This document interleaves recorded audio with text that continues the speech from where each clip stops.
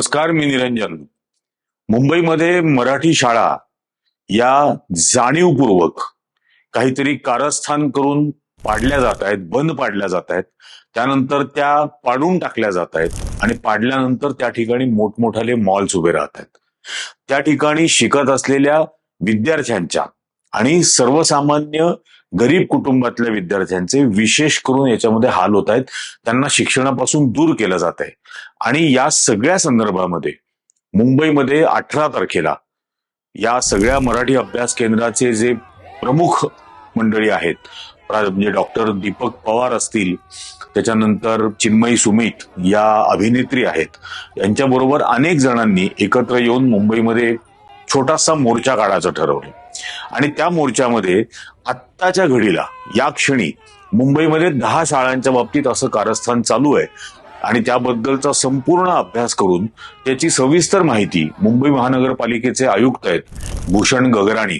आता हे किती भूषण आहे हा भाग वेगळा, पण या नावाच्या भूषण नाव असलेल्या माणसाला जे कमिशनर आहेत त्यांना निवेदन देण्यासाठी म्हणून हे सगळे जण जाणार होते. त्यांच्याशी चर्चा करायची होती आणि याबद्दलची सूचना त्यांनी साधारण 8-10 दिवसांपासून ही माहिती जाहीर केलेली होती की आम्ही 18 तारखेला असं हुतात्मा स्मारकापासून ते मुंबई महानगरपालिकेपर्यंत, म्हणजे साधारण 1-1.5 किलोमीटरचं अंतर आहे मॅक्सिमम. एक 5-10 मिनिटांमध्ये त्या ठिकाणी लोक पोहोचू शकतात पायी चालत जाऊन. तर हा एक इतक्या छोट्या अंतराचा एक त्यांना प्रतिकात्मक मोर्चा काढायचा होता. हुतात्मा स्मारक यासाठी की संयुक्त महाराष्ट्राच्या निर्मितीसाठी ज्या 107 हुतात्म्यांनी बळी दिला, मुंबई महाराष्ट्रामध्ये यावी यासाठी त्या 107 हुतात्म्यांचं स्मारक ज्या ठिकाणी बांधलेलं आहे त्या हुतात्मा स्मारकापासून हा मोर्चा काढायचा होता, जाणीवपूर्वक त्या सर्व हुतात्म्यांना आदरांजली व्यक्त करून की तुम्ही या महाराष्ट्रामध्ये मुंबई यावी आणि मराठी भाषिकांचं एक राज्य बनावं, यासाठी जे बलिदान दिलंय त्याचं स्मरण करून मुंबईमधल्या मराठी शाळा टिकाव्यात, मुंबईमध्ये मराठीचं शिक्षण चालू राहावं, यासाठी म्हणून हा मोर्चा काढला जातोय. आणि अतिशय भ्रष्ट असणारे अधिकारी, राजकारणी आणि बिल्डर यांची जे एक अत्यंत अभद्र अशी युती झालेली आहे आणि त्यामधून या शाळांच्या सगळ्या जमिनी या हस्तगत करण्याचा प्रयत्न केला जातोय, याच्या विरोधामध्ये हे नवीन आंदोलन हे उभं राहत होतं मुंबईमध्ये आणि त्यासाठी त्यांना जायचं होतं. पहिल्यांदा तर त्या ठिकाणी गेल्यानंतर हुतात्मा स्मारकावरती ज्यावेळेला हे सगळेजण पोहोचले, तिथं काही राजकीय पक्षाची लोक नव्हती, त्यांनी काही घोषणाबाजी जिथं होत नव्हती त्या ठिकाणी महाराष्ट्र गीत गायलं. जय जय महाराष्ट्र माझा हे महाराष्ट्र गीत त्या ठिकाणी गायलं आणि महाराष्ट्र गीत गायल्यानंतर या सर्वांना तिथून जायचं होतं. तिथं आले पोलीस अधिकारी मराठी सगळे. त्या पोलीस अधिकाऱ्यांनी त्यांना सांगितलं की तुम्हाला परवानगीच देणार नाही आम्ही इथून तिथपर्यंत जाण्याची, म्हणजे 1-1.5 किलोमीटरचं अंतर हे पायी जाण्याची तुम्हाला परवानगी ते नाकारत होते त्या ठिकाणी. त्यानंतर दीपक पवार आणि या सगळ्यांनी एकदम ठाम भूमिका घेतली की तुम्ही आम्हाला हवं तर अटक करा, तुरुंगात टाका, पण आम्हाला एवढं जाण्याचा अधिकार नक्कीच आहे. आणि मुळात मुंबई पोलिसांनी सुद्धा याची खरं लाज बाळगायला पाहिजे की ज्या मुंबई पोलिसांमध्ये तुम्ही काम करता, तुम्ही सगळे मराठी आहात, थोडी तरी शरम बाळगा. तुमची ही मुलं बाळ, कॉन्स्टेबल्सची मुलं बाळं ही काही फार मोठ्या खाजगी शाळांमध्ये शिकायला जात नाहीत, त्याच्यातलेही अनेकांची मुलं ही महानगरपालिकेच्याच शाळांमध्ये शिकत होती. आता त्याच शाळांच्या जमिनी हस्तगत करून जर त्या शाळा पाडल्या जाणार असतील, त्या शाळांवर बुलडोझर चालवला जाणार असेल, तर तो बुलडोझर फक्त त्या शाळेच्या इमारतीवर चालवला जातोय का, याचा गंभीरपणाने विचार करण्याची गरज आहे. पण पोलिसांनी तिथं ती भूमिका घेतली. शेवटी ते हुकुमाचे ताबेदार, त्यांना राज्य शासनाकडून अशी काहीतरी धमकी किंवा दम आलेला असणार की तुम्ही या आंदोलकांना जाऊ द्यायचं नाही, आणि मग त्यांनी तिथं या आंदोलकांना अडवण्यासाठीचा प्रयत्न केला की आम्ही तुम्हाला जाऊ देणार नाही. मग 2-2च्या रांगेमध्ये, 3-3च्या रांगेमध्ये, 4-4च्या रांगेमध्ये असे काहीतरी फालतू प्रकार त्या ठिकाणी पोलिसांतर्फे त्यांना सांगायला सुरुवात झाली की असं करूनच तुम्हाला जावं लागेल, शांततेने जावं लागेल, घोषणा द्याव्या लागणार नाहीत. म्हणजे मुळामध्ये मराठी भाषेचा आग्रह धरणारे हे सर्व आंदोलक हे कोणी गुंड नव्हते, मवाली नव्हते, हे अत्यंत प्रतिष्ठित आहेत. म्हणजे स्वतः प्राध्यापक दीपक पवार हे गेल्या वर्षभरापासून जवळजवळ ही बाजू, मराठी भाषेची बाजू, हिंदीच्या सक्तीच्या विरोधामधली भूमिका, अशा अनेक पातळींवरच्या भूमिका अतिशय ठामपणाने आणि अतिशय अभ्यासपूर्वक पद्धतीने त्या नॅशनल एज्युकेशन पॉलिसीच्या नावाखाली मुख्यमंत्री फडणवीस जो खोटारडेपणा करत होते, तो संपूर्ण खोटारडेपणा त्यांनी उघडा पाडला राष्ट्रीय शिक्षण धोरणाचा. आणि हे सर्व अतिशय चांगले अभ्यासू डॉक्टरेट असलेले मराठी चित्रपट आणि नाट्यसृष्टीमध्ये अतिशय नामांकित असलेल्या या चिन्मयी सुमित या अभिनेत्री, सामाजिक भान असलेल्या या हे सगळेजण त्या ठिकाणी जमलेले होते आणि त्या ठिकाणून त्यांना मोर्चाने जायचं होतं. याच्यामध्ये कॉम्रेड अभ्यंकर, अजित अभ्यंकर हे पुण्याहून त्या ठिकाणी आलेले होते, नाशिकहून नंदन रहाणे गेलेले होते, आणखीन काही जण नाशिकहून गेलेले होते. कारण असाच प्रकार नाशिकच्याही बीडी भालेकर शाळेबाबत झाला होता, जी म्हणजे माझ्या घरासमोर ती बीडी भालेकर शाळा आहे, नाशिक मधली सर्वात मोठी महानगरपालिकेची शाळा, जिथं म्हणजे 400 ते 500 विद्यार्थी दिवसभरामध्ये शिक्षण घेत होते. अत्यंत गरीब कुटुंबांमधली मुलं, त्यांना तिथं शिक्षण मिळत होतं. पण ती बंद पाडली गेली आणि त्या ठिकाणी ती बिल्डरला द्यायची अशा प्रकारचा एक अट्टहास घातला गेला. त्याही वेळेला नाशिककर एकत्र आले, त्या विरोधामध्ये बोलले. शाळा पाडायची असेल तर तिथं मॉल कसा बांधता, तिथं टावर्स कसे काय उभारता, शाळा पाडायची असेल तर त्या ठिकाणी शाळाच बांधली पाहिजे.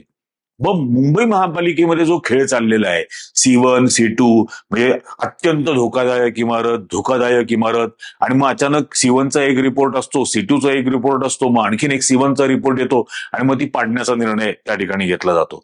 हे रिपोर्ट खुर्चीमध्ये बसून तयार केले जातात, कोणी त्या ठिकाणी पाहणी करायला गेलेलं नसतं. माहीमच्या ज्या शाळेबद्दल हा पहिल्यांदा मुद्दा सुरू झाला आणि मोठा झाला, त्या शाळेमध्ये आविष्कारची नाट्यसंस्था आहे. त्या आविष्कारच्या नाट्यसंस्थेमध्ये मी स्वतः सुद्धा गेलेलो आहे, तिथल्या असलेल्या कलाकारांची चर्चा करण्यासाठी, गप्पा मारण्यासाठी. लोकसभा निवडणुकांच्या आधीची ही गोष्ट आहे. अतिशय व्यवस्थित असलेली ती शाळा, अचानक C1चा रिपोर्ट येतो आणि शाळा पाडण्याचा निर्णय घेतला जातो. त्या शाळेमध्ये शिकत असलेल्या शेकडो विद्यार्थ्यांचं काय होणार याचा काहीही विचार महानगरपालिका करत नाही, आणि हे अत्यंत गंभीर आहे. पण मग त्या भूषण गगराणींकडे जायचं. गगराणींनी कशा पद्धतीची वागणूक दिली, हे लोक गेल्याबरोबर ते उठले, मला बोलायचं नाहीये, आचारसंहिता लागलेली आहे, आचारसंहितेत तर आम्ही काहीच निर्णय घेऊ शकत नाही, आणि त्यानंतर आम्ही आपापसात बसून चर्चा करू. आम्ही म्हणजे कोण? पहिल्यांदा या सर्व लोकांनी लक्षात ठेवलं पाहिजे, हे जे कोण IAS अधिकारी आहेत, तुम्ही पब्लिक सर्वंट आहात आणि पब्लिक आम्ही आहोत. तुम्ही आमच्या नागरिकांचे नोकर आहात. भूषण गगराणी हा मुंबईतल्या अत्यंत गरीबातल्या गरीब कुटुंबाचा सुद्धा नोकर आहे, हे त्या गगराणींनी लक्षात ठेवावं. आतापर्यंत खूप जण कौतुक करत होते त्याचं, की मराठी भाषेमधून UPSCची परीक्षा दिली, मराठी भाषेमधून UPSCची परीक्षा दिली आणि आता मराठी भाषिकांबाबतच बेईमान होतोय याचं लक्षात येतंय का कोणाला? अत्यंत बेईमानी पद्धतीने करतोय. समृद्धीच्या बाबतीमध्ये ज्या वेळेला सुरुवात झालेली होती, मला आठवतं एकनाथ शिंदे आणि त्यांनी बांद्र्याला एक पत्रकार परिषद ठेवली होती, आणि मी 192 गावांमध्ये फिरून आलो होतो, आणि या गगराणीची आणि एकनाथ शिंदेची तारांबळ उडाली होती ज्या वेळेला प्रश्न विचारायला सुरुवात केली तेव्हा.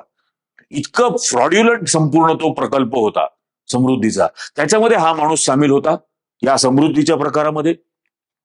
त्याच्यानंतर याच्या बायकोच्या लंडनमध्ये कंपन्या आहेत. आता हा मुंबईमध्ये असणारा IAS अधिकारी, याच्या बायकोच्या लंडनमध्ये कंपन्या कशा येतात, त्याच्यासाठीचे पैसे कुठून येतो, त्यासाठीचं भांडवल कुठून येतं, या सगळ्या गोष्टींचा पंचनामा करावा लागेल. हे गगराणींनी लक्षात ठेवावं, आणि मग अख्ख्या महाराष्ट्राच्या लक्षात येईल की हे गगराणी प्रकरण फार भूषणावह नाहीये. हे पण उघडकीस आणू या सगळ्या प्रकारानंतर. आता हे सगळं आंदोलन, मला तुम्ही सांगा, मराठीमधले लेखक, मराठीमधले कादंबरीकार, मराठीतले कवी, मराठीतले अभिनेते, मराठी चित्रपट सृष्टीमधले, नाट्यसृष्टीमधले दिग्दर्शक, अभिनेते म्हणजे अभिनेते, अभिनेत्री, नाट्य आणि चित्रपट दोन्ही क्षेत्रांमधल्या, मराठीमधले विचारवंत, मराठीतले प्राध्यापक, मराठी चॅनल्स आणि मराठी वर्तमानपत्रांचे संपादक, या सर्व वृत्तसंस्थांमध्ये काम करणारे मराठी पत्रकार, यांच्यापैकी किती जण त्या आंदोलनाला पाठिंबा देत होतं? यांनी कोण तिकडे जायला नको अशा आंदोलनाला पाठिंबा द्यायला? जर का महाराष्ट्रामधल्या मराठी शाळा अशा पद्धतीने बंद पाडल्या गेल्या, त्याच्यावरती बुलडोझर चालवले गेले, तर या सगळ्या लेखकांची पुस्तकं कोण वाचणार? जर मराठी शिकलीच नाहीत पुढची पिढी, यांच्या कविता कोण वाचणार? यांची नाटकं कोण पाहतील आणि कोणाला कळतील? यांचे चित्रपट कोण पाहतील आणि कोणाला कळतील?